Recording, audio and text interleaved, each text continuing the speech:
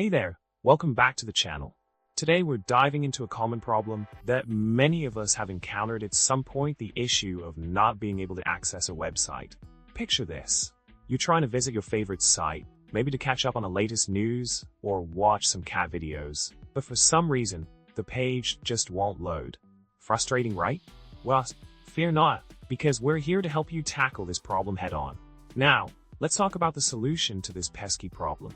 When you find yourself unable to access a website, one quick fix you can try is clearing your browser's cache and cookies. These stored files can sometimes cause conflicts and prevent you from loading the site properly. By clearing them out, you give your browser a clean slate to work with, hopefully resolving the issue and getting you back to browsing in no time.